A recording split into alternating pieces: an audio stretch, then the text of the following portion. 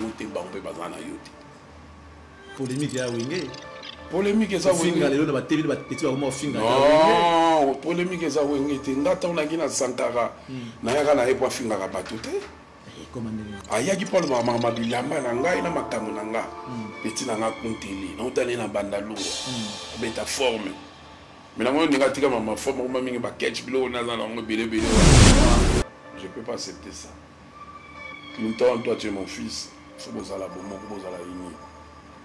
On a appelé ça un conseil en tant que papa, vous allez à la ligne. Je me suis dit, je me suis dit, donc vous allez vraiment à la ligne. Ceux qui m'ont pas ça, ils m'ont dit, les musiques. Pour que vous ayez fini, vous avez passé une éducation avec qui? C'est bon, une gratitude. Ingratitude la musique. Non, ingratitude na musique eza Wenge te. Tokutaka moto. Oko vu Johnny Bokelo ba melaka ye na masali mo musicien, musu pa bo minga ba melaka ye. Wana biso kutaka. Ngabe ba melaka na Wenge te. Oh. Ah, yo mo prêtre na Wenge ba melaka. Ba menga ngaso la vite bango 16 na équipement de l'autre d'une autre façon. L'enfant terrible du Maniema. Oh, Sa Majesté, l'enfant terrible du Maniema. Ah, donc, prêtre Maniema, il a fallu. Les chouchous de tout le monde. Les chouchous, Naninga famille. Naninga famille, il la peine de ça. Bombo, cadeau. Et après, bon, je me suis égaré dans la musique. Parce que tu comprends qu'à un niveau, on a commencé à la Smurf. Les gens ne savent pas ça. Smurf, tu es bien. Je dis à chaque fois, à haute voix, nous sommes fanatiques à nous. D'où est-ce que ces gens vont puiser l'histoire? À la rue? Ah, mais c'est ça, c'est ça. L'histoire de Wenge doivent se raconter par ceux-là qui ont vécu dans Wenge musical. C'est quand ils sont en train d'étudier ça. Ils doivent savoir aussi que dans le Wenge, il y a aussi des intérêts. Marie-Paul, et Marie-Paul a Essima. Manque Essima, on a 10 ans après. Zonga, Monila Rose. Donc, ça c'est le Wenge. Wenge, ça là qui est vraiment patrimoine, il les appelle. Sa Majesté. Prince. Ouais. Le problème, c'est que nous voulons apprendre aux jeunes qui montent aujourd'hui l'histoire. On a la fan à savoir, j'aime apprendre. De la même manière, ceux-là qui nous suivent doivent aussi apprendre pour ne pas se perdre ici à Moussous. Mais Charlie, l'histoire doit se rencontrer. Non, tu as raison. Mais Charlie, je peux te dire une chose que Wenge, ça le la Bible. Toi aussi, ça monte. Toi aussi, ça monte.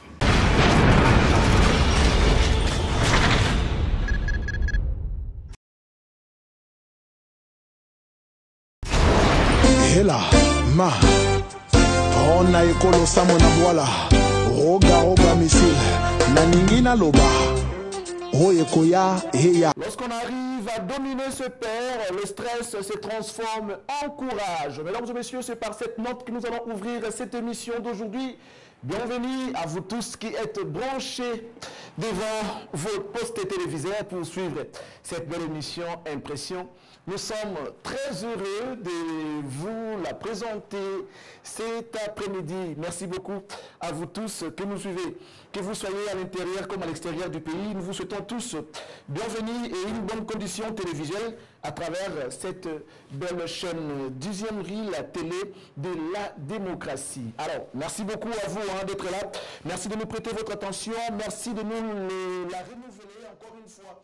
Nous sommes très fiers et conscients de savoir que sans vous, nous ne pouvons rien. Mesdames et messieurs, laissez-moi ouvrir cette page d'actualité musicale à travers cette information qui nous vient de l'Afrique du Sud. Il s'agit donc de l'artiste musicien Miel de Son qui séjourne en Afrique du Sud avec son groupe. Ils ont livré leur premier concert, c'était donc hier samedi le 9 à la salle Victoria Théâtre, et le deuxième est prévu pour le 16 octobre avant de s'envoler pour Cape Town. Merci beaucoup à vous, mesdames et messieurs. L'artiste musicien Ferregola, toujours en préparatif de son concert de Casino de Paris qui est prévu pour le 7 novembre prochain. Koffi Olomide, plus que jamais déterminé pour livrer son concert qui aura lieu le 27 novembre à la salle You Arena, Paris La Défense Arena, que vous le savez bien. Félix Oazekwa sera de l'autre côté des Lions avec Maestro Fabro. On attend ce que ça va donner. Tous ces activités qui vont se passer de l'autre côté de l'Europe, précisément en France. Mesdames, Messieurs, il est notre invité de cet après-midi. Il s'agit donc du plus grand sapeur de mon pays. Lui, c'est Adolphe Tata Dominguez qui va nous parler des pièces contre pièces ici avec d'autres actualités. Faisons du buzz sur la toile, faisons du bruit. On en parlera avec l'artiste tout à l'heure. Il y a également cette information qui fait couler beaucoup d'encre et de salive de la refus, hein, allais-je dire, du refus de visa de l'artiste musicien Noël Nyamakanda Wiranson, qu'on ne cessera d'en parler parce que lorsqu'on regarde un artiste comme Wiranson, qui est comme Johnny Hallyday, qui est comme tout autre artiste dans d'autres pays, lui refuser de visa pour aller se produire, on ne sait pas comprendre pourquoi et qu'est-ce qui s'est passé réellement. Cette histoire qui fait du buzz, polémique entre les artistes, on en parlait tout à l'heure avec Adolphe Tata Dominguez, mais on va rester focus sur son concert Récit total du village Chentemba. Après beaucoup d'années, hein, après plusieurs moments de silence, l'artiste, après la sortie de son album, il est revenu, il s'est produit au niveau du village Chentemba. C'était bien, l'ambiance était au rendez-vous, la musique était aussi au rendez-vous. Tous les publics qui étaient là ce soir, ils ont vibré au rythme de Wenge Tonia Tonia. Mesdames, Messieurs, il est toujours en Afrique du Sud. Lui, c'est Ibrator Mbouzi. Il allait appeler Piana, qui continue de travailler sur son album Ce n'est pas sorcier. Ce n'est pas sorcier qui est prévu sortir avant la fin de l'année. L'artiste va revenir d'ici quelques jours, mi-octobre déjà, il sera là pour, je ne sais pas, organiser une conférence de presse ou encore vous présenter ce qui va vous amener. On attend voir ce que ça va donner. L'artiste Ibrator Piana continue à demander à son public de garder patience, d'être calme. Cet album est vraiment costaud. Ça va plaire à tous ceux-là qui aiment la musique, hein, au lieu de dire les fanatiques, mais tous ceux qui aiment la bonne musique seront contents par rapport au travail que l'artiste a fait. Mesdames et messieurs, nous avons fait un tour sur l'internet. Nous avons découvert pour vous les images qui font le buzz. Il s'agit donc de l'artiste musicien Roga Roga qui nous chante Bokoko, mais sans cri, que la musique et ça fait danser. On va aller comme ça avec les images avant de recevoir notre invité. On y va pour vous faire plaisir. Vous avez certainement une semaine très chargée, à beaucoup de stress accumulé durant la semaine. Vous avez le droit de vous divertir, vous informer et vous détendre à travers cette belle émission qui est Impression. Nous vous proposons les toutes premières images dans cette émission. Il s'agit de Roga Roga qui est notre voisin d'en face. Suivez Bokoko et à tout de suite. Celui qui n'est pas avec nous est contre nous. Charlie Prince, le gentleman. Charlie Prince.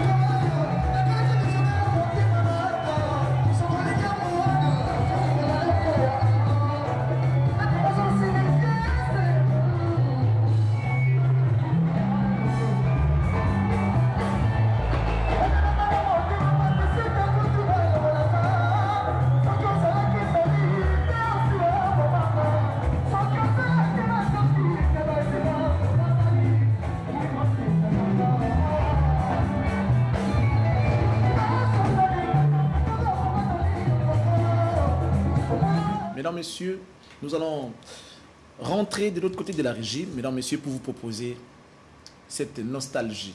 Certainement, vous n'allez pas croire. Vous n'allez pas imaginer la chanson que nous allons vous proposer.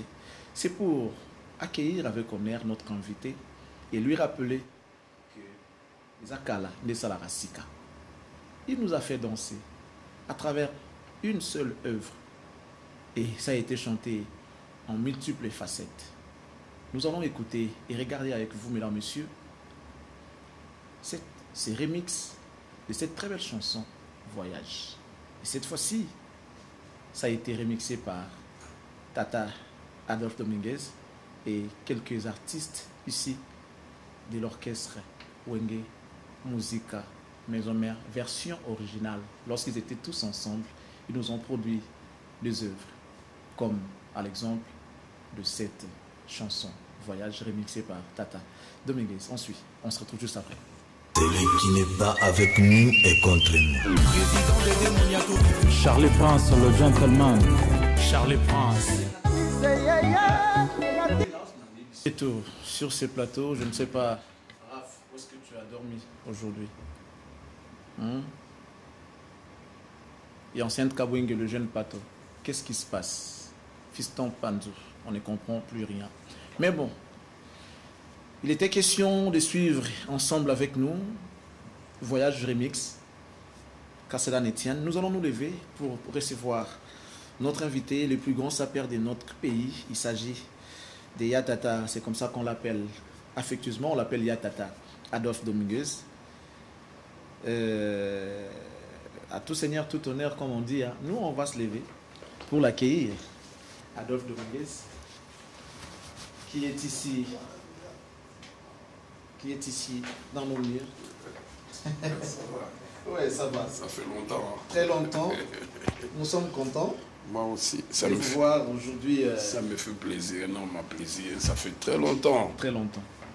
Bon, on est là, Dieu fait grâce, on est là. Donc ça va. Pour la toute première fois dans Impression sur la 12e rue, comment vous avez trouvé? Non, mais c'est chic, c'est beau, donc tout est ok, mais un petit souci, je vois qu'à chaque fois que tu demandes le clip, ouais, ça passe pas. J'espère que ça va s'améliorer. Ça va aller. Parce que les gens ont besoin de voir le concert d'Adolphe Dominguez, les clips, tout ça. Donc, mais ça va. C'est beau, tout est ok. J'aime pas ces ça, discours. vous êtes sur satellite. Oui, on est partout là. Donc là, je salue tout le monde. Donc on est ensemble. Donc Dieu fait grâce. Quoi. Dieu fait grâce. Voilà. Tu auras tes cadeaux. Beaucoup de cadeaux. Je vais prier pour eux aussi. En tout cas, le fait que vous soyez là, vous aurez vos cadeaux. En tout cas, on a appelé ça cadeau. Surtout DG. Donc, vraiment, les grands managers. Les grands managers, vraiment, merci beaucoup. Nous saluons bien. Parce que mon artiste, nous avons place à Boyer, Mali, les alliés, place à bien aux autres côtés. Donc, vraiment, plaisir. Quoi. Et puis, tous à côté, alors, Yatata, Village Chetemba, c'est au cœur d'actualité. C'est plus grand concert. Après quelques temps, hein, quand même, ça dit un petit concert. Non, mais j'avais un petit souci parce que j'avais perdu ma maman chérie. Donc, c'est pour ça qu'on était à terre. Donc, en train de discuter avec la famille pour me voir comment est-ce qu'on peut continuer les œuvres que maman a laissées, ça veut dire fondations, des hôtels, des maisons, comment est-ce qu'on peut diriger ça, comment on peut gérer. C'est la famille est grandiose. Mais maintenant, après, bon, 40e jour s'est passé, maman est partie, qu'on allait se reposer. Donc, on a repris notre travail, quoi. Parce que nous sommes artistes. Il faut la salle à Banzembo, il faut la yemba, il faut la CP là-bas. C'est ça. Ça, c'est bien. Mais lorsqu'on attend Adolphe parler, on sent et on comprend qu'il est issu d'une bonne famille, hein? Une famille décente, une famille respectueuse. Non, mais c'est ça la famille. Hein. C'est ça la famille. Pourquoi je dis c'est ça la famille? Bon, c'est pas à moi de dire au bon Dieu que non, je vais être dans cette famille. Non, c'est pas à moi. Moi, je suis qu'un petit gamin. Bon. Je suis sorti d'une famille que mon père était vraiment très bien avec nous, il était rigoureux aussi. Et surtout pour notre promotion, il faut faire les écoles, il faut bien étudier, il faut savoir respecter les gens, il faut être humble et surtout il faut être avec la parole. Quoi. Vous avez acquis une bonne éducation. Ah oui. Alors, Papa était rigoureux. La rigueur, on a eu du sol en dénonce la musique. Tout la question mon gars. Non, moi je suis congaï. Dans sa musique. On a profité de l'occasion de ça dans bon dimanche na président de la République Fachi Beto na maman Denise. On a passé bon dimanche. On a passé Batunyo so ministre de l'information, ministre Guilouando, Bazaï Belé, maître Kazi, la borde nationale n'est pas. On a passé Batunyo so Mboto, Baye Binga. Donc vraiment, l'artiste musicien, nous sommes bon dimanche, donc tous à la bonne unis quoi. Quand on est unis, on est fort. Donc vraiment, c'est ça quoi. J'espère que Malobano est sincère. Charlie, yo yebi ngana za moto yo. Tant on veut beaucoup là qui exemple va nous pesa là. Ay bon mon rata tata za moto moko bien mais bino de beaucoup misada ko ma méchant mais ko sambela oyo. Papicho mayebi ya moto kiti ça. Tenere kita quoi. Tenere kita. Donc, on a une question. On a une musique. On a un fanatique, il y a Claude François. On a un fanatique, il y a Marvin Gaye. Donc, on a qui ne peut pas on avait beaucoup trop. Je vois une balance, on a un balali bosso. On a un Mohamed Ali na Foreman. Babundaka nemba yo soka mon avis on a vie azana yoka lokole maman aboti ngai asela nga fiti okese mo beta wana zeko zaka banoema ye lokoko vie beaucoup la ya fiti wana la tara si je me rappelle la tara moniere patala boursac chemise benda manga na okamwa nga beaucoup. Après, bon, ça va mère supérieure, bazaïko, banina, et mon envie, les quoi. Et puis, on a bonne mémoire que, on a présenté à Ibana Wenge, à Miba, on a matonné, n'a pas mère à dolo en face. Nous avons la question, au douce, on a une réponse. On a dit, pas rigoureux, mais il y a une musique. Tellement, si on a une musique, il y a même la festin. Au monde qui so bache musique ngala zobi na ninga famille bato beta maboko Adolphe la peine la kucheza sana mwenda moi ba bombo ba cadeau si après bon je me suis égaré dans la musique parce que tout comme à niveau moko boye on a commencé la Smurf les gens ne savent pas ça Smurf ba bien monté ndalaka numéro 1 na moko na Smurf na Smurf na Arima Beluanga na Rolik ya Mwangala mwana vieille Verkis tout ça va se mettre kala na ba limité na ba petit bois na ba makampane na ba limité na ba 10e rue 11e 12e ba côté la biso pas qu'on va na limité on se comprend ngala fana na limité na fandi na mama sombaka ndako mona yolo ay ko soma na banda na pembeni ya ba tanti na retuamu na Brabanta penga na ba serna nga pweto ko na mona no na BXL sikoyo tellement na linga nga mango mingi na erotika un de ces 4 matins quand on est à la l'école tout ça là je me rappelle on était au nord dans l'école là au collège Boboto collège Albert Ier bon il y avait des amis qui étaient dans Athénée bah Jibem Piana à Blaise Boula et puis il y avait un ami à moi Bobo on a habité sur Hazara, puis bien à Dubaï, je ne sais pas. Lionel Albert Premier, on a Athénée. Bon, on a Athénée de la Académie de Kalemina. Après Massawa, on a bien non, tout le monde a Jean Bedel. Tout le monde a Jean Bedel. Jean Bedel a bien non, toi, non, qu'est-ce que c'est la mission de Wenge, en avant, voilà, je suis rentré, na bon. Jour moko tokinara fête papa Didi Masela, na pesi moté fondao. Moninga aimé Boanga, Bakim, Sibale Makaba, tout le monde était là. Je suis arrivé, bon, ils m'ont adopté, ils m'ont accepté. Dans la présence, BCBG 4x4 et tout terrain. Ah, c'est parti. Question moi, les Alabama, on trouve l'anzela, Adolphe, du solo à Baya, Wengi Bafana. Ngana za fanatique ya Moutouté. Je l'ai dit à chaque fois, à haute voix. Ngana za fanatique ya Moutouté. Ngai Jibé a convaincu Ngai souverain. Voilà, Mastanaï. Masanangai. A convaincre non, ok, c'est la biso bouillon, on a eu ça, brique moko. Et puis ça peut bien. Tu es à Pinaba, allez Maïndo, tu es à la Silva Bouimani, tu es à la Batebele, Bamukolo, Bakouze Nangaki, tout ça. Mais selon les Zala qui Yozara, on vient de couper ça, on forme Balata. Non, ça c'est ça. C'est trop enfantin, quoi. C'est trop enfantin. Vous étiez aussi enfant. Tu vois, au moins, moi j'aimerais préférer. Bah, dimanche à Bouy, bazar calme na banda. Tu vas nous expliquer bah mon vie mais c'est ça. Tu sais, quelqu'un disait, un grand pasteur disait, tant que nous sommes la bisou, papa bazar au souffrir, tout le monde a père, moi bazar qui n'a professeur, mais bisou bana, tout le monde a ta calme. Calme, on est à qui tu peux ça c'est. Ballon t'es comme on a $45. $45 on a qui salaire et à batumi balé. Mais moi na alingala ta calme. Papa au sale fort pour sommer la biso ba calme il y a espagnol. Na ba Alpha Sport ba tout ça. Calme wana. So yo zala monter na collège wana. Oza pamba. Mais ba para bana au sala tout effort bana bazwa. Para au sale effort à sommer le abonnement. Il y a biso trazo matarango. Mais hier, pour la ligne, de 1 à 10. De 1 à 10. Mais père, il y a une ligne 11 Makolo. Donc il faut battre là-bas par an. Mais l'histoire, on ne peut pas. C'est ça qui est. Tu sais pourquoi j'étais en train de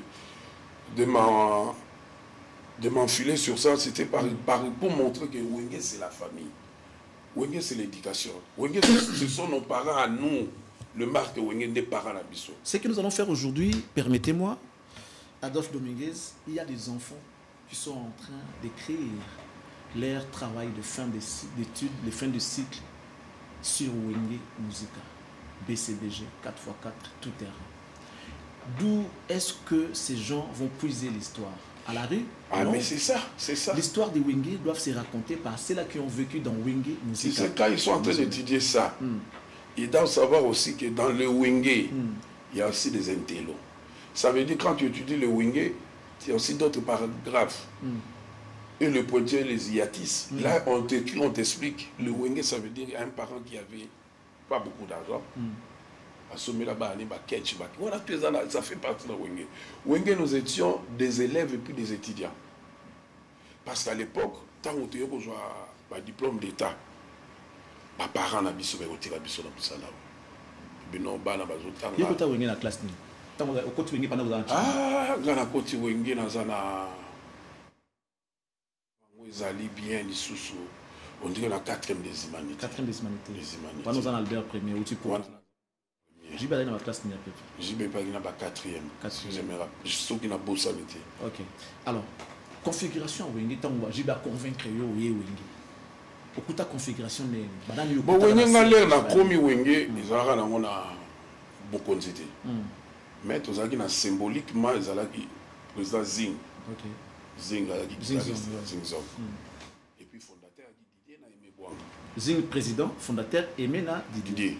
Après, la structure, les frères de Bazala qui sont partis, qui ont la structure administration. J'ai comme président, Ouera financier, la vice-président, Didier est le fondateur. Mais bon, accueilli, Ali Mataba, qui AD, donc directeur artistique. Directeur artistique, et puis il y a Adef Pazalaki, et puis Def Pazalaki, directeur financier, ici, Bazala tout le temps, avec Kis Bazalaki, il y a bon, Wenge Zalaki, bon, quoi. Et puis tu as ça là. Pourquoi Marie-Paul Théa? Et Marie-Paul a Essima. A Essima, manque Essima, il y a 10 ans après. Il y a 10 ans, 9 ans après. Et puis, on a un poteau, quoi.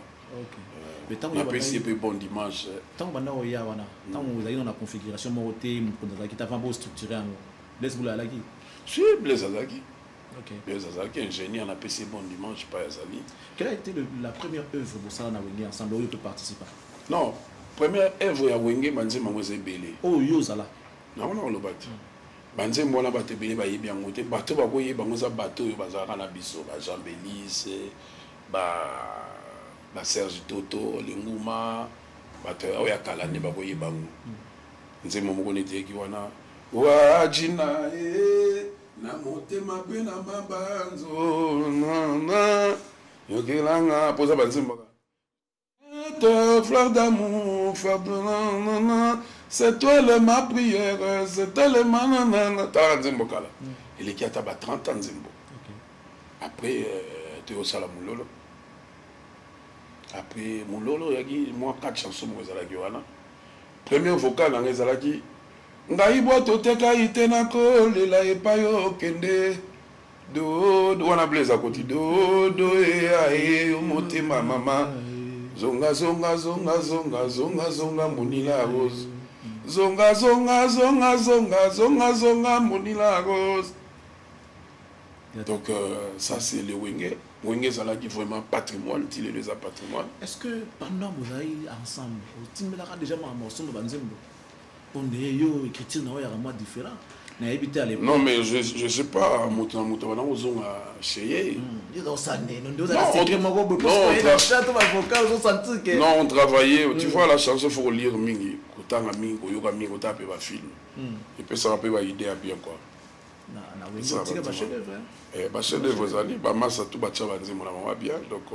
C'est vrai aujourd'hui, tout qui en sont dans l'État était voyage ils ont référence même à Wenge parce qu'il y a même la version belée. Je crois, toi dans la 4e voyage, 3 ou 4 4 il y a souvent un autre voyage qui ah ouais, on a des 4e. Maman là-dedans, il est toujours voyage version originale, toujours à maison mais toujours Cayenne, toujours à Maman Guigui. 4 voyages, donc c'est une très belle chanson, on a chef-d'œuvre. Parce que mais en termes de gratitude et de reconnaissance, tu as travaillé avec qui? Non, Ngalazaka Mutoyo n'a pas respecté bateau. Ngalasa des voyages que nous avons dans Lubumbashi. À l'époque, il y a Mésario, société mosaïmérienne Mésario. Je n'ai pas mon Salakuna. Il y a Richard Ginzala. On devait partir à Lubumbashi. Tout le monde a un voyage. À partir à avion, dans un boulet. Il y a un salle nzembo wana mais mutape sa mélodie Pascal Poba OK ngala komi mais il y a une mélodie ici à chango mélodie après bon voyage qu'on fait le pas et bitama na Tanzanie Zambie il y a on te le baka evene mutai le baka parce que le baka le baba congolais moko appelle ça evene en tout cas j'en fais partie quoi. Les lois sont longtemps à table à Diostété, à mère supérieure, Wendo Colosso, Banzembo Naye, Banzembo anthologique et la Kessera, fini comme moi, on les a Babylon au moment étikala. Adolphe Dominguez, Bazana Banzembo Naye, Nazana la vie, Nazana héritier, Nazana voyage, Nazana passer à Moussa Ganzi, mon ami Mikolo, on a passé Moté Pazali. Bien peu production, producteur on a sponsor on a biso, passer à Moussaga, donc vraiment, ils quoi. Avant de marquer une pause, j'ai une question qui sera une question tendancieuse. Pendant que vous étiez dans Wenge, version originale, BCBG 4x4 tout terrain, avez-vous vu un jeune qui était venu au nom de Hervé dans Wenge? Hervé, c'est mon fils. La PC mot de pas allé, mon dimanche à toi papa Hervé. À ça vraiment dans mon thème quoi. À Sali Nzembonaye. Pyromane. Encourager. Zalaka Nengo Zali Hervé. Zalaka Musala. Pour son Musala ote kaka wangila te, ote kaka mwamba te, ote kaka bomete. Tu as ta voix. Et puis, on appelle ça le combo. Combo, on a des combo supérieur. Ferregola. Bataring. Azale qui n'a mis ça. L'enfant dernier à Wenge. Le dernier fils de Wenge. Le dernier fils. Vous prestez à Hervé? Et si arrive bien, vous allez qu'il y ait un bon esprit auquel c'est pendant. Non, Ngaï Tango Hervé a yé na Bandalungwa. Bon, j'aime pas trop parler des gens. Je parle que de moi. Mais il y a Hervé, il faut accentuer. C'est lié dans l'histoire. Donc, ayaka na Bandalungwa. Tango Matia Yembi. Ezaki na kermesse mo na salon. Batutu ba sepelaki na ye. Na lebika mbala moko. Jour ango ba masa ba yakite. Maman, c'est ton nom dans la mise. Bis que aussi si tu es ce qui n'a pas santé. Bah ya okuta ngala zo yemba na Hervé. Ntsona yemba na mona bina Hervé les kazo yemba bien. Ntsona tuni banda lunga boyoka ki yemba bien. Ngape maman na kabibiko na biyo banda lelo pour périr dans l'entendre ba jani franco ferré. On a eu aux autres. Yonde Hervé à partir de lelo comme ferré. Comme Pekenda. Il soit peloupé bas. Oui, ça c'est sûr parce que yo bilamba ils a mais quand il pendenge nyonso bakokate. Ba sala kutu ke Hervé a manqué de respect. Wana wingi na bino wana tanto komi na ba maison mère. Ah après dislocation à wingi yo kinana tant aussi sûr que yé. Na se faire rappelle-toi de moi. OK. Oh là là. Abi papa, t'inquiète. Je suis fier de lui. Azaka kaye mogote. Babeti nanga ba seléo. Voilà nanga. Serge, je dois te voir à la maison. Il faut y aller là. On a l'anglais besoin na bandal non wana ina maison mais c'est mon fils. Le loso kaza bien, il a plaisir nanga. Il est devenu papa, père de 2 jumeaux. Donc Serge là où tu es là. Non, on a un bateau yangai. OK. Moi, je suis un bateau. OK. Donc, la vraiment, voilà, voilà, le petit, il y a un télémine, il y a un tandim et tout. Ah bon, il y a un sapat, il y a un petit, il y a un diké. Il y a un petit, il y a un Serge, je m'appelle, il y a un bateau, il y a un master. OK. Il y a un bateau, master, il y a un Serge, petit, il y a un la samba. Donc l'histoire, il ne faut pas se voiler la face. L'histoire va changer en côté. Aujourd'hui, Bill Clinton est à Londres, Azala Goupenaye. Bravo pour lui. Serge Azala Goupenaye. Ferré Azala Goupenaye. Jackie Azala Goupenaye. Nani Nisusu. Babi Azala Goupenaye. Et ça plaisir. Aujourd'hui, la musique congolaise commence à voir la couleur de vous. Génitaire et Awenge. Musique économique aujourd'hui, couleur Nabino. Lorsqu'on regarde d'un côté, au moment où on a la musique, ils ont le Gadolf. La musique, ils ont le Ngawera, JB, parce que vous avez beaucoup d'enfants qui aujourd'hui font la fierté et font du bon boulot. La plupart, ici à Wenge, musique à tout le babon parce que Racine est à Wenge musique à BCBG 4x4 tout terrain que ça soit maison mère BCBG Lelo mais tout le monde a Racine est allé Wenge na bino 4x4. Non. Quel discours vous pouvez avoir par rapport à ce que vous avez fait? Non, c'est ça, j'ai parlé l'autre fois avec un ami à moi, Eric Bonnier, Balé moi na Bilbao, tout soleil na Jimmy Bofosa, JP Loboko, JC Moussaka. Nana va expliquer bango, Lelo quand tu vois les jeunes. Pourquoi on va ça bateau ba yesi manabiso. Biso pétant to biaki. Beaucoup de gens qui ba Koffi Olomide, beaucoup qui ba Papa Wemba. Vous allez être fan naé, vous allez être fan naé. Beaucoup qui ba Vivo Loco, beaucoup qui ba Yabozi, beaucoup qui ba Tebele. Et ils ont sali par na bango ya monene na musique à Congo. Biso pétant to yé, to côté Victoria. Et on samusa nango. Il fallait biso pétant démarquer na ndenge na biso. Il y a un moment où on a biso ba 16, to loin 12, comme 16. Oh, 12 et loin comme 16. Vous multipliez ma bête pour ça. Tu voilà ma bête, ça va esprit wenge. Mais 12 ils attendent sur ça moninga ko en benga. Tu y a un biso comme 16. Pour bien me comprendre que 12 te. 12 ya biso ya ki kakol. Muta wenge ataza na mia aussi ngote. Muta wenge atalinga kufa olobate. Kufa na masumu na yo, sambela nkolo kombo akola kopikisa yo. Ah bon? Ah voilà wenge. Ngala mona ka lelo ndeko lobi na bokese tout. Et ça plaisir. Autant le caisse moi bien ça c'est moi. Oh master, oh cousin, oh noko, de aux hommes les ça plaisir. Total à le bafali, DiCaprio, bon dimanche à lui. Pas ça va aller na biso. Yé esprit aya na moi uta na ona wengi. Mona banda lunga. Au mona ba Fabro, ba Fabrigas, ba bina filé. Wala ba kokoti, nete ba bina filé. Ngala e ba yete bina filé. Na kelaka émission mo pa Isaac. Toujours sur la rabo Isaac a le non musicien mon bien affilé.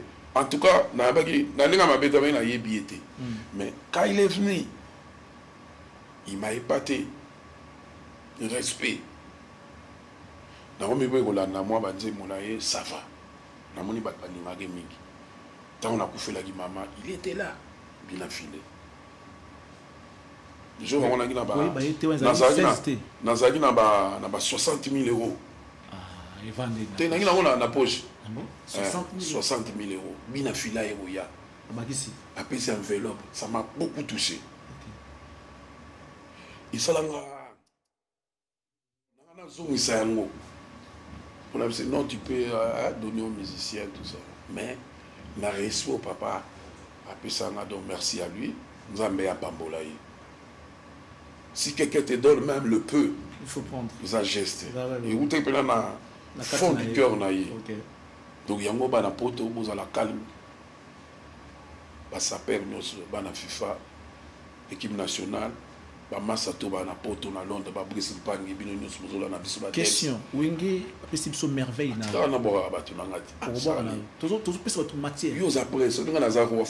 Si, mes respects. Mes respects. Avec tous les respects, tu matière, tu regardes ma banque. Sa Majesté. Sa Majesté. Votre honneur, Sa Majesté. Prince. Le problème, c'est que nous voulons apprendre aux jeunes qui montent aujourd'hui l'histoire. Nous avons fan à savoir, j'aime apprendre. De la même manière, ceux-là qui nous suivent doivent aussi apprendre pour ne pas se perdre ici dans mais Charles, les histoires doivent se rencontrer. Non, tu as raison. Mais Charles, je peux te dire une chose que Wenge ça la Bible. Toi aussi ça monte. Deuxièmement, la compréhension. Ça veut dire on a goloba, je ne sais pas maman ça me soir. Alors on appelle OK. Donc Wenge faut pas. Mais on sait analyser Sa Majesté na tout na boui. Lélo Wenge il est absolument merveille. Lorsqu'on regarde les Hervé qui est aujourd'hui ferré, on est à Wenge. Lorsqu'on regarde aujourd'hui musicien babimi Lélo ti au tangi bina filé ba ibrator ba mususu kubana cesse makasi bazapi azomata. Ezaka on est à Wenge. Mais entre nous soit dit, yoza mutumo ya vérité. Et là on n'y a ma bé au Wenge dans la musique parce que les gens l'ont dit déjà. Et là on n'y a ma bé au surtout moi en tout cas au isa Wenge. Parce que ba contre et là, on y est moins sabiso. Et là, on côté tout ça la mabé. Non, Wenge ça la mabé. Pour mes amis, Wenge sokoza na bangote bangbe bazana yote. Polémique ya Wenge. Polémique ça Wenge. Finga lelo na ba télé ba petit ba comment finga. Non, polémique ça Wenge te ngata on a gina Sankara. Na yaka na epo finga ka batute. Comment ndenge? Ayaki Paul mama bilamba na ngai na makamu na nga. Petit na nga kunteli. Na utale na banda lungo. Abeta forme. Mais la moindre négative ma forme comme mingi ba catch bilo na za na ngo belé wana comme la moi jeep na ça va quand télé la personne bon dimanche petit na nga parler mais toujours comprendre yo te Sankara de punta 16 bolobaki te wala na petit na nga bolobaki 16 au moins 16 wala na petit na nga pendant Sankara de punta mais bon na za na kana na bango yena yorobo na bil mutu mo atuna inga ke oui paraît de petit quoi il a bêta qui ba on sona il paraît il a bêta qui ba on na restaurant et moi je peux pas accepter ça. Clinton, toi tu es mon fils, faut bozala bomo ko bozala ini ngala pesa ka conseil en tant que papa bozala ini yo mo bilo ebita mo na nga yanta lo zo ga mo zo seka donc bozala vraiment ini ce qui mo batsala ni mabe limbisa mabe ni Wenge ya na ngo ya tata mabe ya na Wenge te Wenge ya ni longa mabe te Wenge ya kaka na ke respecte toi on te respecte wana biloko mabe ya Wenge yango eza na ngo longa mabe te Wenge ya zala na ngabi na zala na yo bien OK Wenge ko baksa lisusu boyango chetembe omonya wana Wenge bata Wenge po ka ke muta Wenge afini mutu eza passe une éducation ba vekis ba ebisa ki biso bongo ingratitude na musique non ingratitude na musique eza Wenge te to kutaka moto oko vi Johnny Bokelo ba melaka ye na masani mo musicien musu pa bo minga ba melaka ye wana biso kutaka ngabe ba melaka na Wenge te oh yo go prêtre na Wenge ba menga ngaso la viti bango 16 na récupérant de l'autre d'une autre façon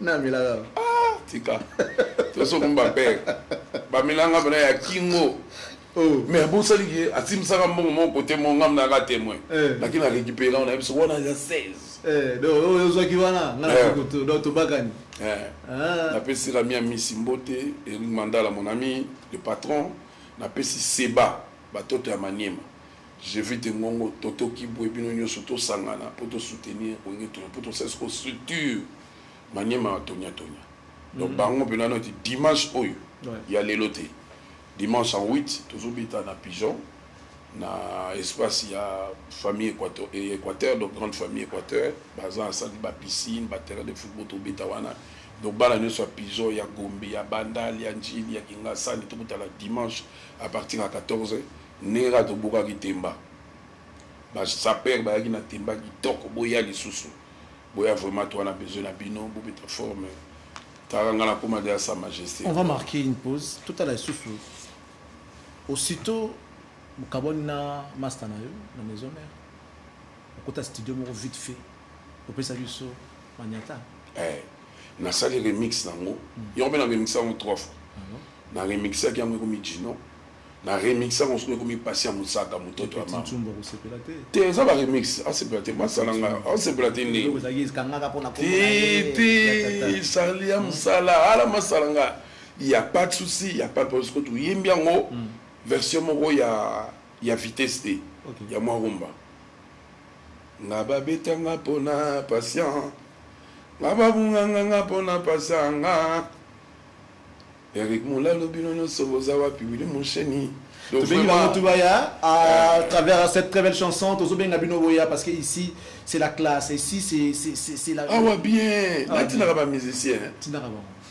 T'es fou là tu n'as pas. Bah télé do na ibité bon. Non manager, merci beaucoup. On va marquer. Oui que manager sont là si c'est à fond mon aïe. Hier sans problème, sans audience pour mon aïe. Manager vraiment. Héron Ilunga.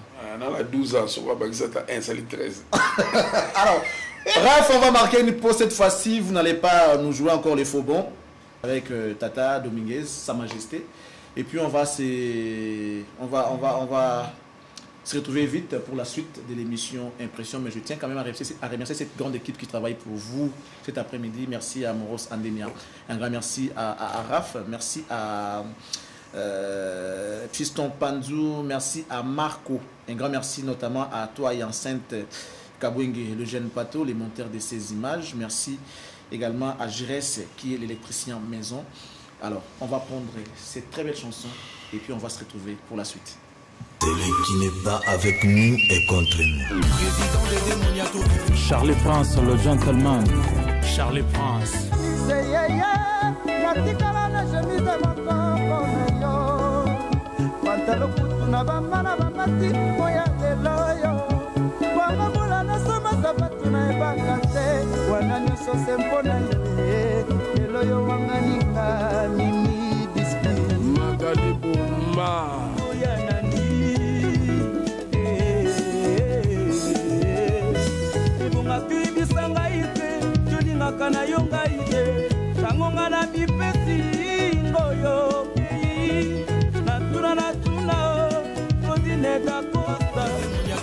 Charlie Prince, le gentleman. Charlie Prince. De retour après tout le temps on a mis balai pour mon impact au Mzimbo et ça là comment au ça là tout plaisir mais sincèrement la cité parce que tout au vendre na bato bino boko karaté tout au vendre na bato nzela tout vendre bato couche surtout la société ba féliciter rayo pour un recrutement ba féliciter rayo sincèrement recrutement na yo au échoua jamais vous recrutez des très bons artistes OK ceux qui au bimissier rien à dire, tout le monde a ses pélards. De ce côté-là, en tout cas, félicitations. Merci beaucoup, merci beaucoup. Sa Majesté, on va revenir sur l'actualité. Sur la toile, il n'y a que vous, le Wenge, et d'autres artistes. On a parlé tout à l'heure de l'ingratitude. On dirait les connotations polémique c'est vrai que mais qu'est-ce qui se passe aujourd'hui avec votre aîné qui vous a donné un coup de pouce majeur lorsque vous avez commencé votre carrière dans la version maison mère? Vous étiez en diagonale à l'époque nous dans la paix après ça nos coups de pouce il y a sorte et ça là que bino wenge maison mère et téléma et le lot on dirait comment ennemi juré Nabino, on dirait comment bête noire Nabino. Qu'est-ce qui se passe? Excusez-moi pour la question, est vraiment liée à l'actualité, on a tout sans quoi je ne pouvais pas. Oui, pour l'instant, il y a bon, on a évité. On a tant on a fait dans l'écran. Émission, même si on a Brazza, on a Gabon, on a Paris, on a Bruxelles, on a Londres, on a Mboka Mama Maïki na Hollande. Journaliste à Yambi, artiste et musicien. Ah, mais on retourne, non, il paraît pour ça pas problème, non. Ngala Ebisio, on a fanatique qui a monté. Kofi, c'est un grand frère à moi. Mutuna mutazala mabena ya kozala mabena ye kozala makamuna ye wala makamuna ye azala ki voisin ya master quand ça brûle sur le voisin mutali boso même avant son mandat il faut le moza na bokamaderie na voisin pour ceux qui problème est voisin moto akoya ko boma moto réponse dans la yango. C'est très bien dit. C'est réfléchi cette réponse, mais comment on va faire pour sortir de cette crise? Crise exatée. Tout ça la crise exatée. Massa on sa maramnaye. Werason on sa maramnaye.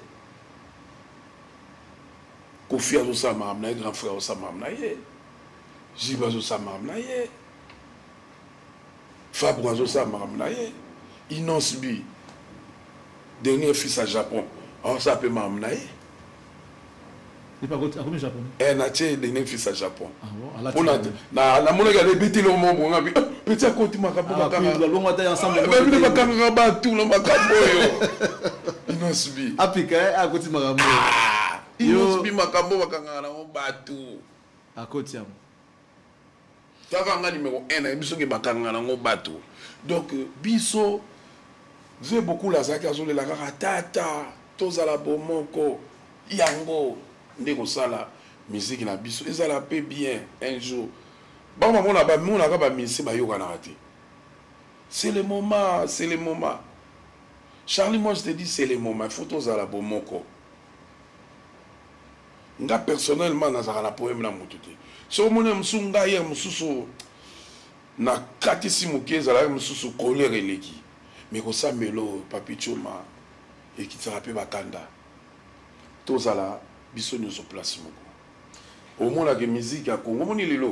Il y a ça un plaisir, à sentir que tout va télémi. Pièce contre pièce, album Wana. Et télémi, artiste, et tout y a Congo. Ah, Moutoyo, Mouto, c'est ça. Au souk, on va battre. Ouais, au souk, on va battre. On va Africa, ok, non, pour toi. Nake nango potete po naza non omoni makamba kobeta wana ezali eloko moko il faut le négocier maintenant parce que ça commence à prendre 10 ans 12 ans 13 ans c'est beaucoup. Nous on a la chance hein tobeta déjà kuna to salama kuna mais baleko ya biso ba kobeta rangote d'où nous tous obligés. S'il y a corrigé, qu'on corrige. Vous avez intérêt parce que on a intérêt.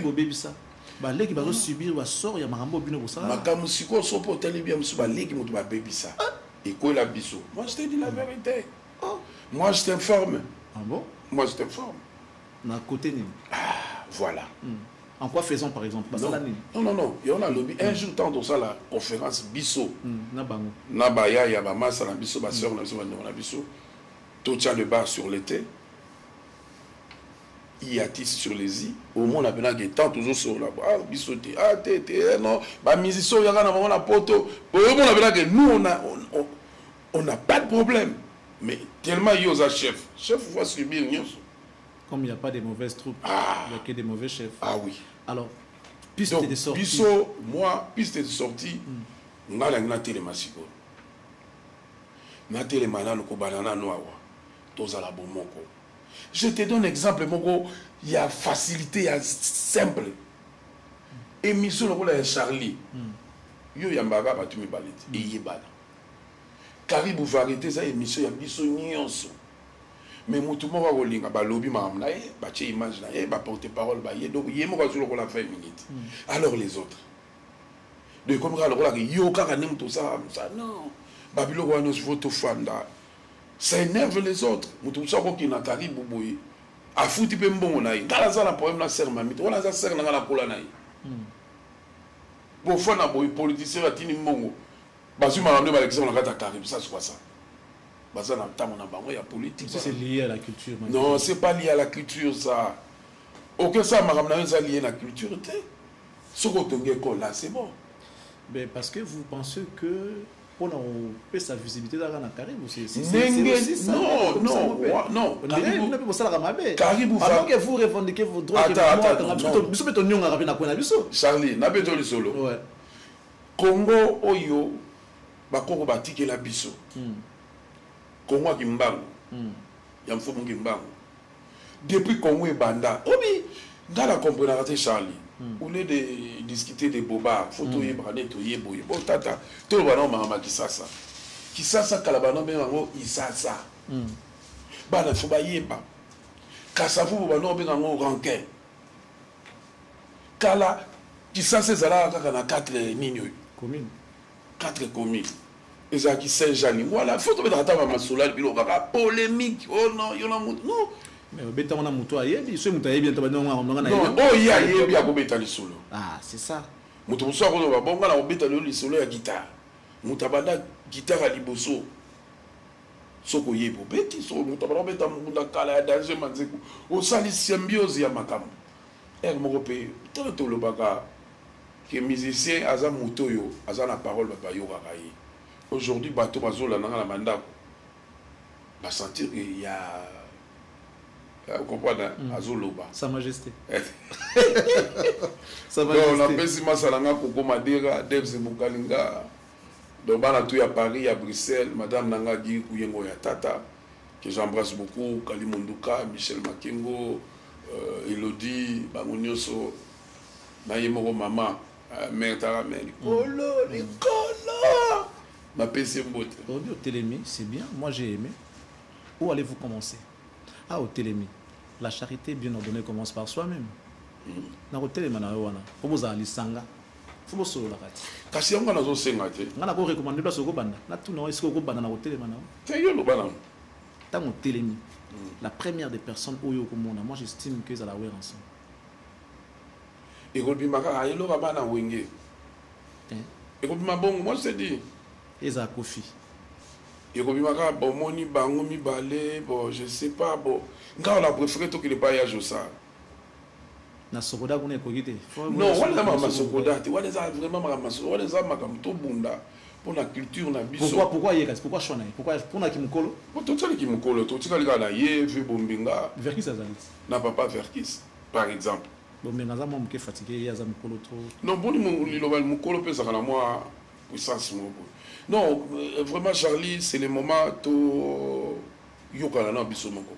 Tant biso moko to ça la bloc. Pour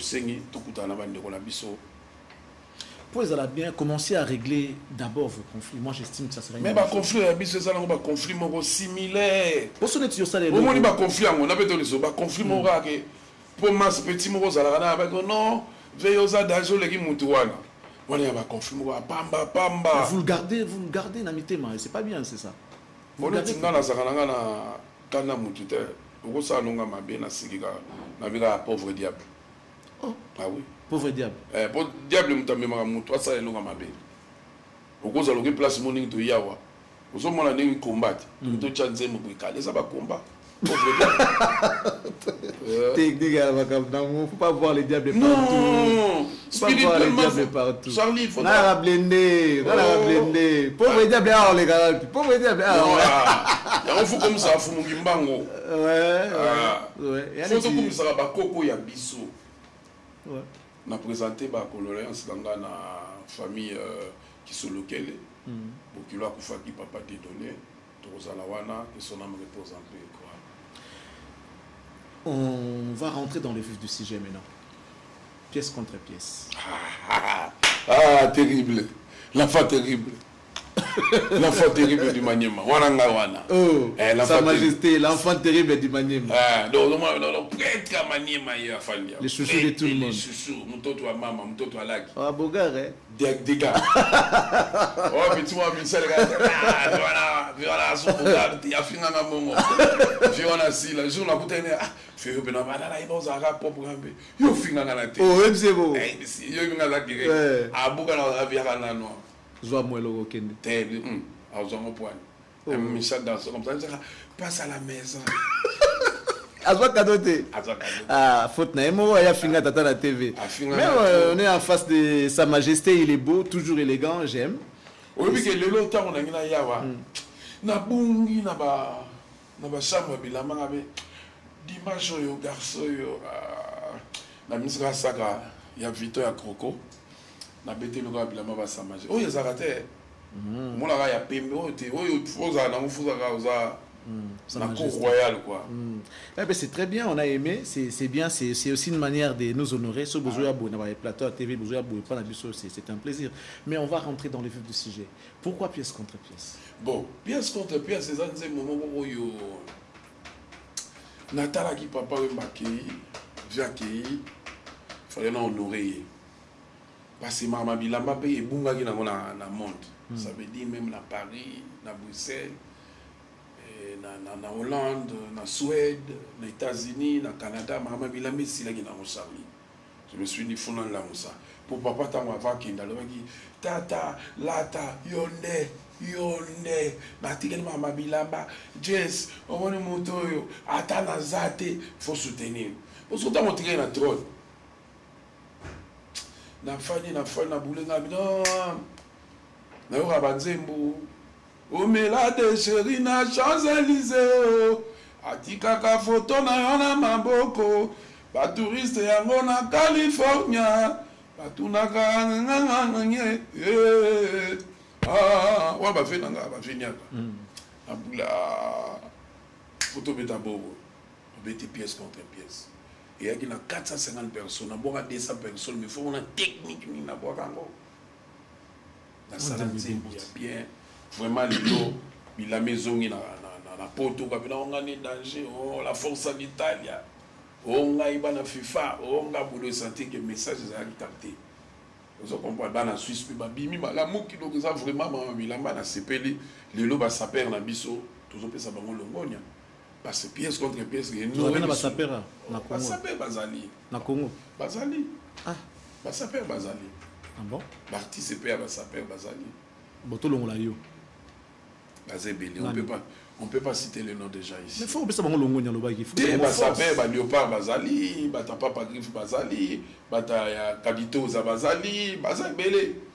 Non, artiste peu. Artiste peu Babundara bien. Non, journaliste. Yo ça va, yo bunda bien. Là ça va. Et ça va on ce qui Sa Majesté ndimi Sa Majesté lobby bon yo nani. Ça va. Sa Majesté lobby. Tala na comme teti.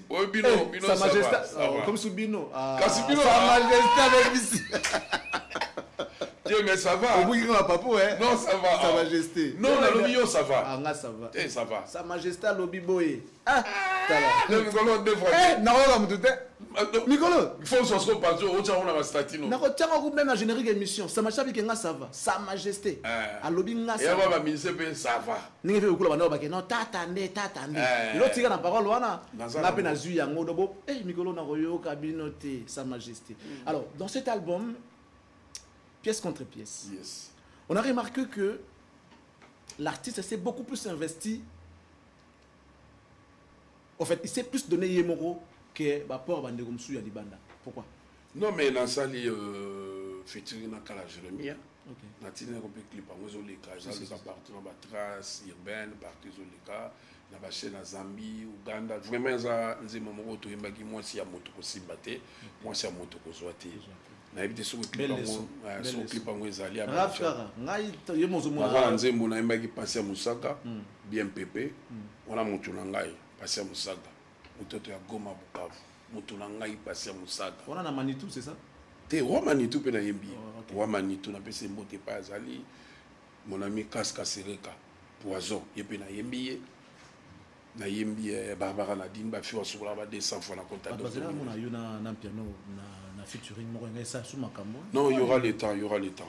On dirait beaucoup mal lointain. Non, c'est un frère. Ah Massa, ba chaza ki Massa na butata, c'est un frère à moi, c'est un frérot, c'est un frangin. C'est un pote à moi.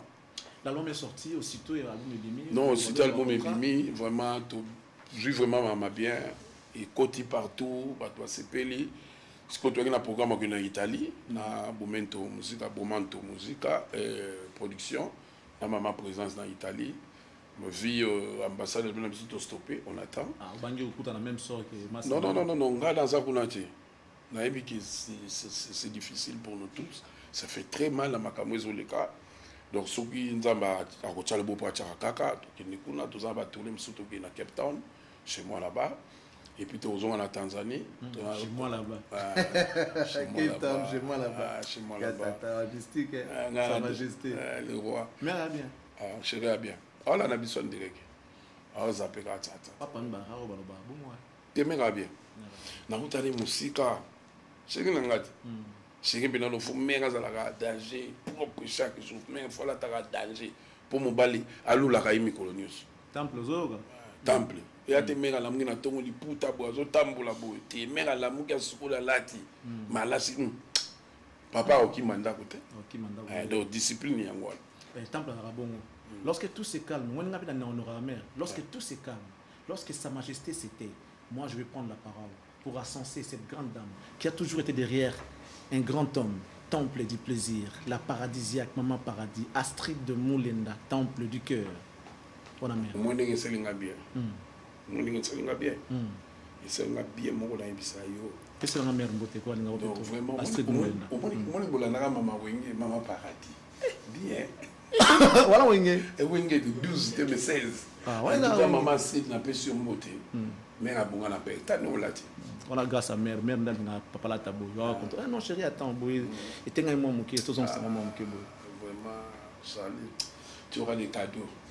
Sa Majesté a mis dans un cadeau. Na ko ka Dominguez, le semi-producteur parce que producteur ça me connaît tout comme il a bien payé parce que Moussaka tout mbula moko ba mission na nyonso chef Guilain a pesi no moté mais moté ya makasi pena na fachi beton. Bon dimanche na papa. Bon dimanche na papa. Ah chérie. Bon dimanche na papa. Papa tout on sera ya manganga mona papa. O te sala ko notikanga non. Na ki ba jiwa. Ngamona ko na papa tête à tête. Qui a vu le père, qui a vu les fils, a vu le père. Commencez par voir d'abord les big managers. Ilunga. Héron Ilunga. Ce qu'on moni Héron Ilunga. Héron Ilunga, na moni sikoyo. Ah. Na moni sikoyo. Yo. Après on a vu na mutunanga Jean-Marc Kabundo. Avec le monde a PCG. Ba tu nanga iti. Yo mona ba après tout ce qui n'est pas ya Wandani. Oui Wandani. Si. Le gouverneur Wandani Jacques. Tobeta kuna tokepa maman fifi na loi là ba tobeta kuna après tozongi ba petit ba liaka la ba petit liaka la baninga balisa na piscine bango yo zo bia yo bazo kufa nzala sikolo wana lo bana o kese nyonso ba liaka soso comme na 4500 Thomson le kilo comme na 3500 oui bina ba prix pour mutu nanga yebisanga ba liaka dollar ya couleur yo so mona mutana dollar rouge bien. Donc, nous avons dit que nous avons dit que nous avons dit que nous avons dit que nous avons dit que nous avons dit que nous avons dit que nous avons dit que nous avons dit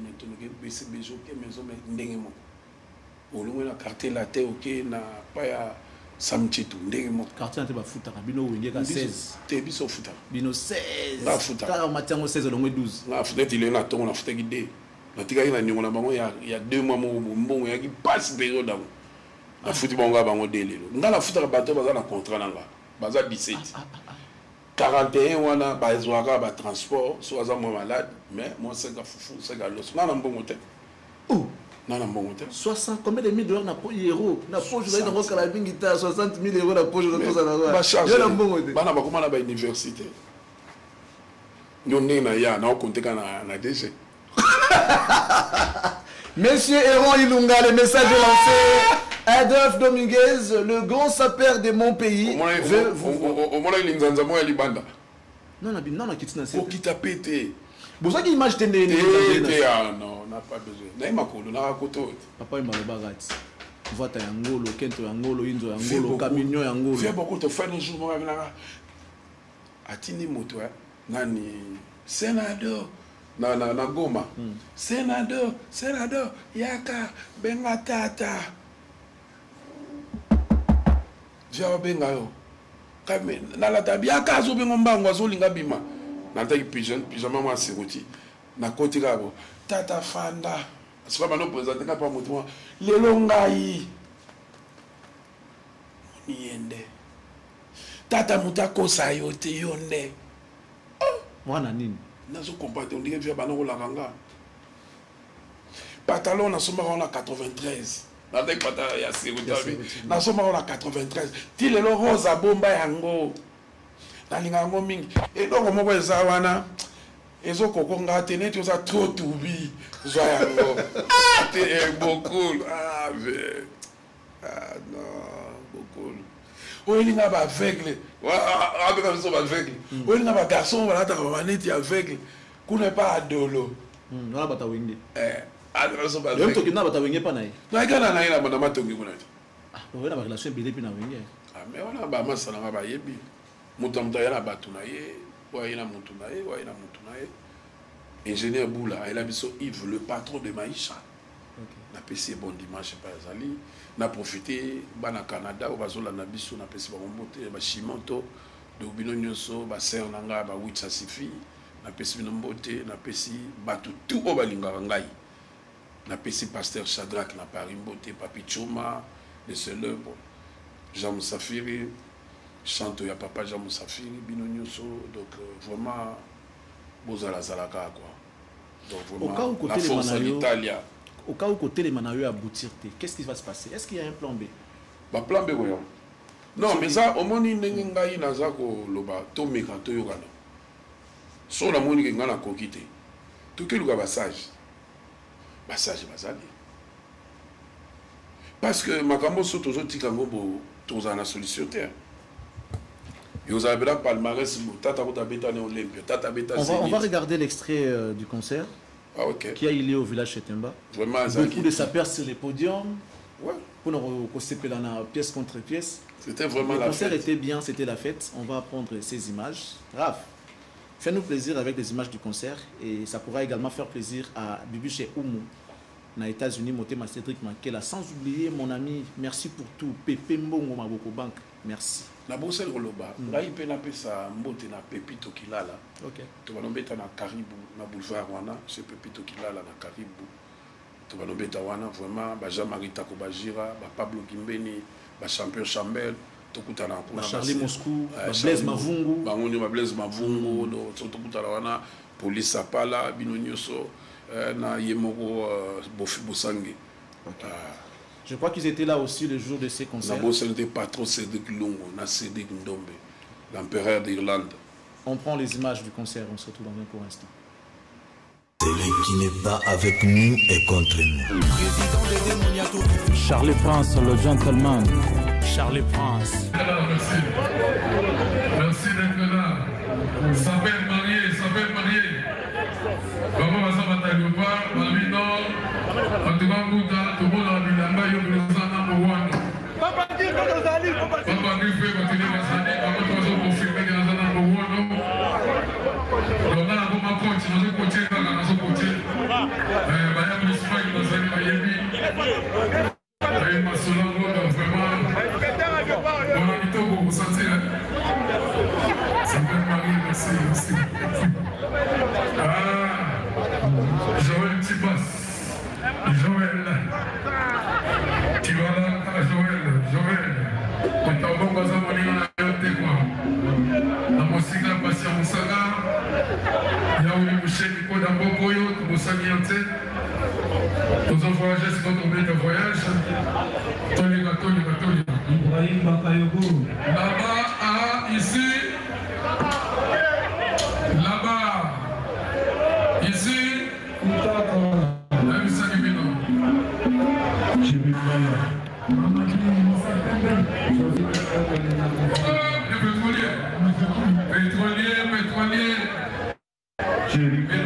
Pétrolier. Ah, pétrolier. Il tombe. Madame Agnoba.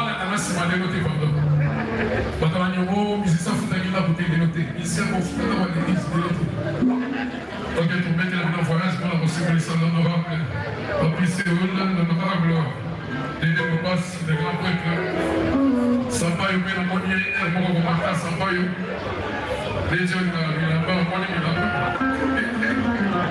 on y va pour le voyage.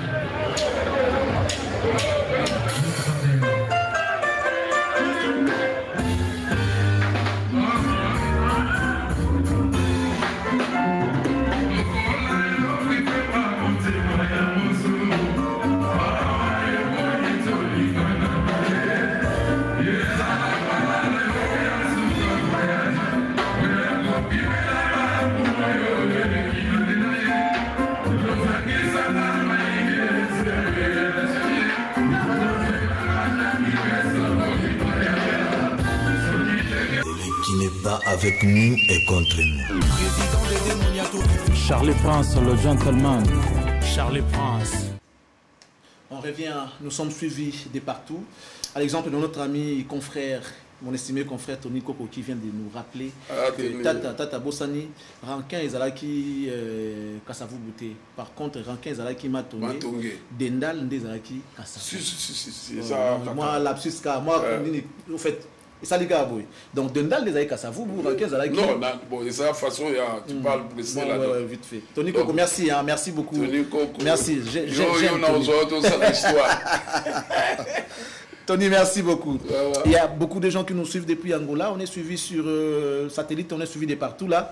Je vois nos amis de Goma qui nous écrivent Tata Nafurai Sanda, Nakupenda Sanda, Sana, Nakupenda Sanda, Nafurai, comme on a soki ni abino, Nafurai Adolphe, Nakupenda Sana. Donc na sepeli. Asante na sepeli na lingala yomi aksa. Batoto Goma, tout ça qui clip mon pe qu'on a passé à Musaka. Donc vraiment totalement moins trop dans ça va clip. Donc vraiment, on est suivi également à Chikapa, Dani Perongoma. Chikapa, kuna na mutu na ngai. Donc soza na diamatu. Faut qu'il n'est pas naïe. Zetambi là-bas au kate ekola. Merci. En Angola, nous sommes suivis également par notre ami, comment il s'appelle, Aimé Bungangi. Voilà, depuis Angola. Je tiens à saluer depuis Angola Monsieur Laurent Sokoko qui nous suit. Anniversaire na Ezalaki. Anniversaire na Ezalaki, il y a Laurent Sokoko. Il y a Laurent Sokoko et la PCM. Il y a Laurent. Bakoto, il y a Laurent Sokoko. Donc un grand merci à Papi Lele Papa Gershon na Israël. J'insiste. Merci pour ton soutien. Pepe Mbongo Maboko Bank. Moutoumou bien. Encore yo sur bata sika ibele. Bata sika. Otiki mosheni.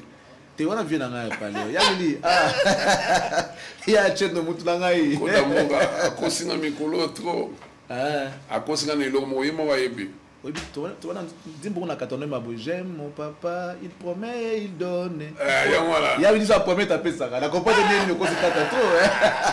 Il y a un lobby.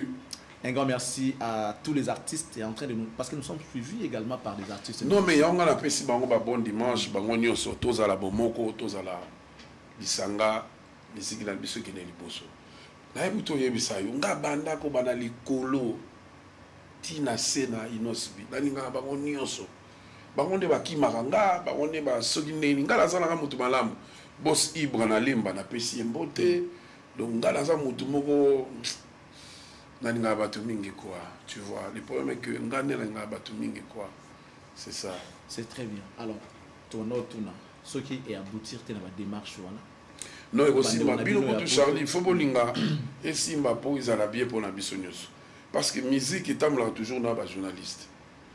Donc faut bolinga pe si ma po ça la bien. Quand ça biso, au fond da fondation va parquer. Ah ba fond na bino. On déjà biso, ba nengisa bino. Oui. Est-ce que vous avez dit que vous avez la table? Mais on a négligé tout le monde qui est abino. La plupart des artistes aujourd'hui négligent les journalistes. Je ne sais pas. Bino ne sait pas, on est le bon bino. Dans le bio. Lokoso, Tony. Non, pas Lokoso. Toi, net nga bina Lokoso. Sous la route, l'os na mades, non, il y a bien. Problème la bino zani beaucoup na ba parti pris. Parti pris na bino. O tenga kaka mutu ya tata. On va faire un peu de bosé. Mais nous avons créé le roi.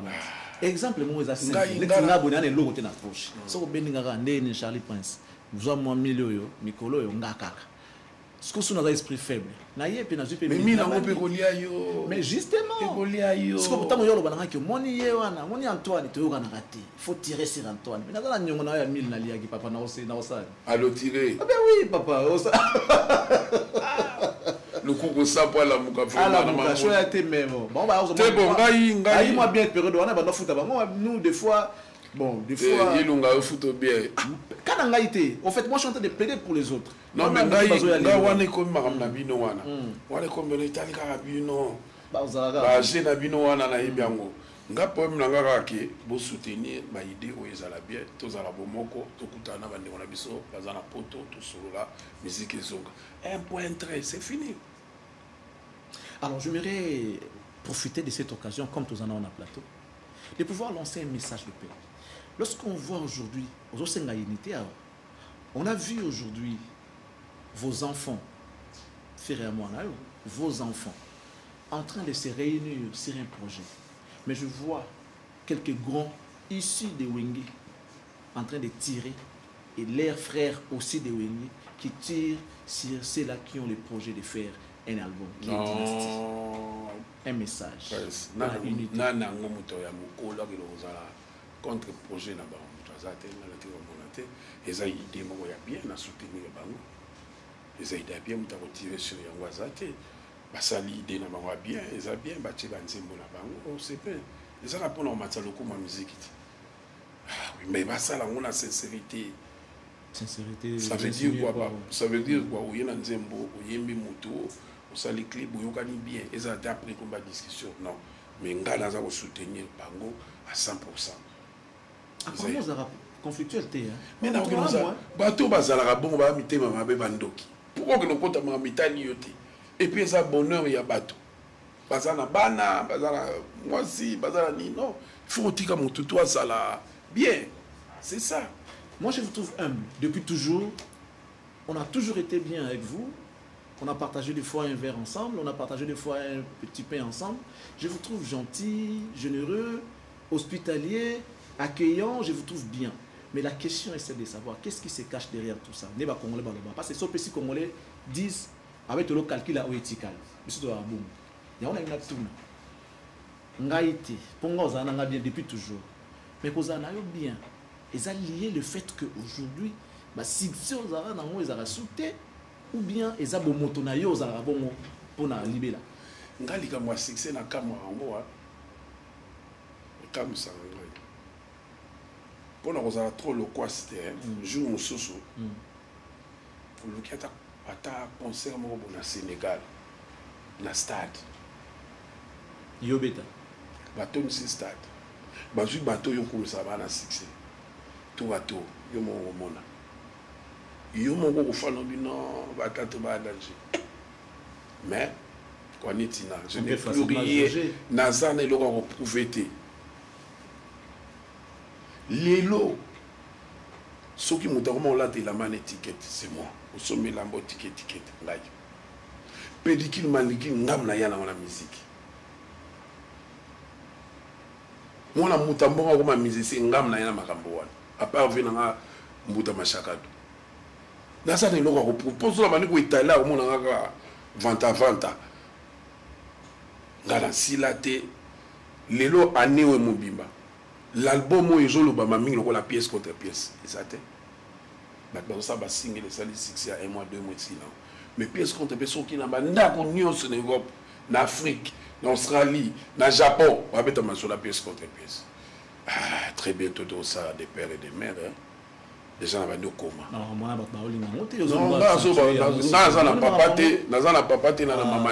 on comprend le l'hôpital. Ni des pères ni des mères. Ah, ni des pères ni des mères. Donc là, on n'a pas pâté. Nazana maman antela.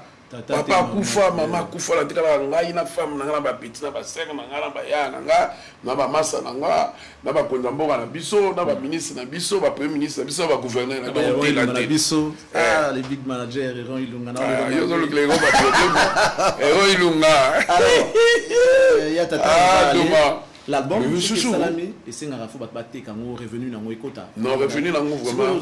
Parce que la vente physique ils a sauté comment on s'appelle. Non, biso toté on a vente physique p. OK.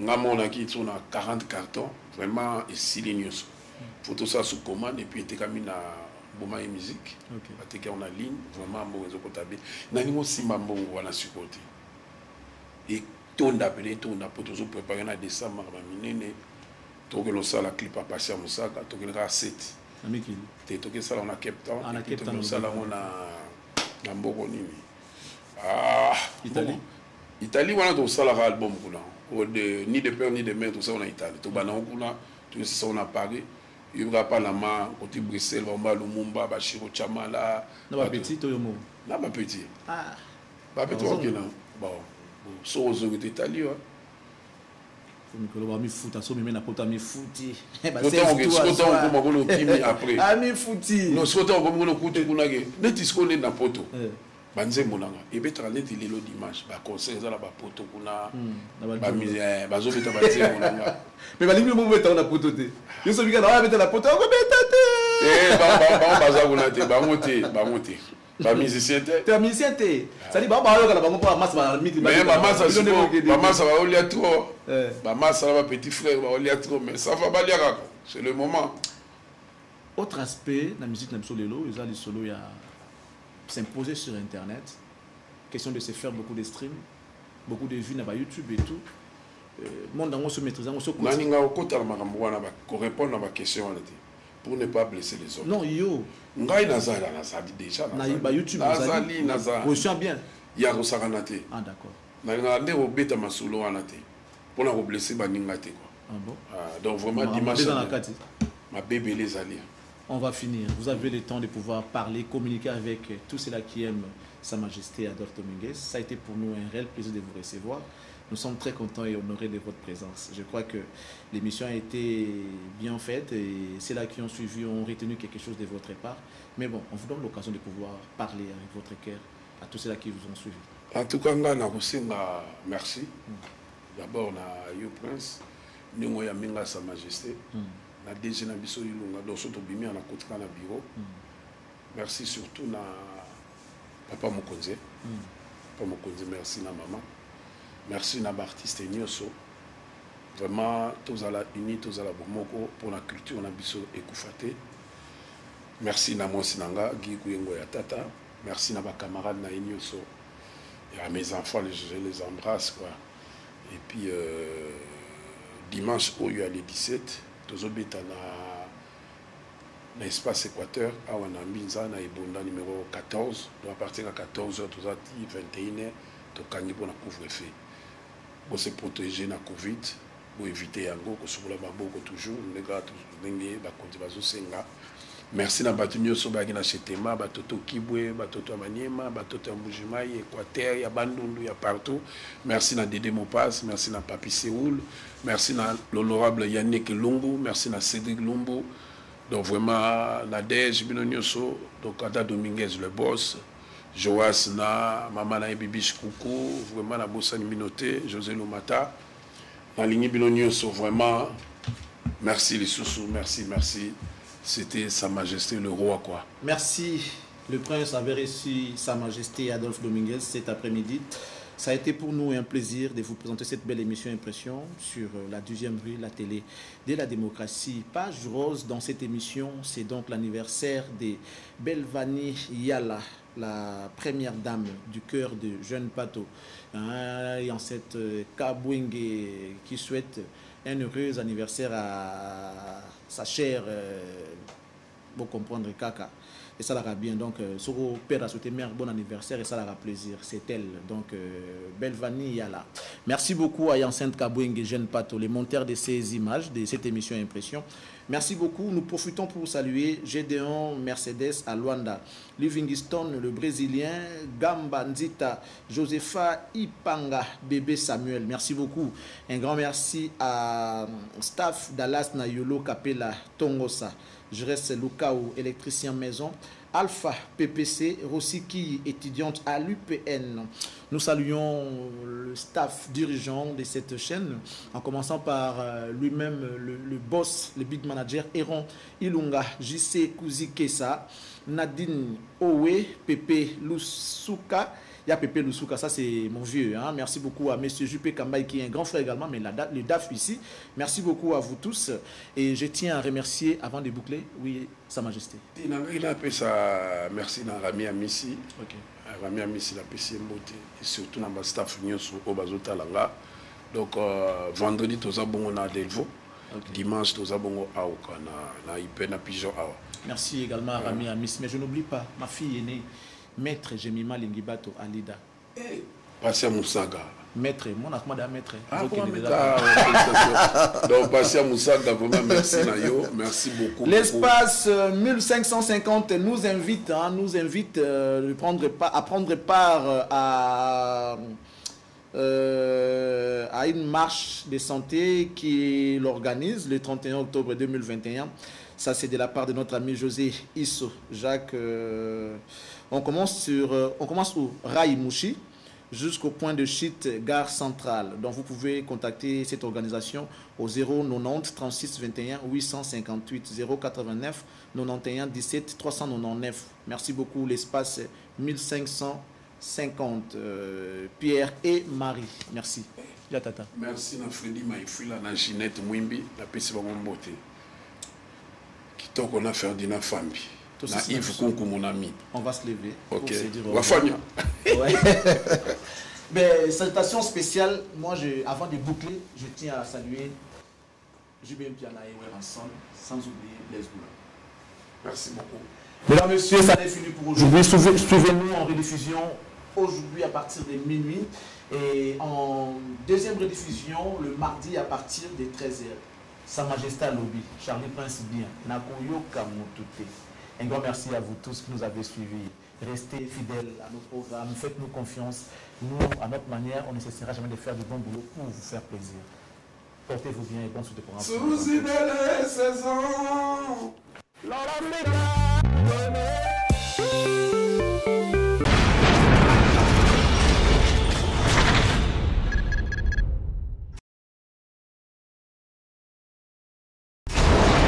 Hela ma ona ekolo samo na bwala roga roga misile na ningina loba oye koya heya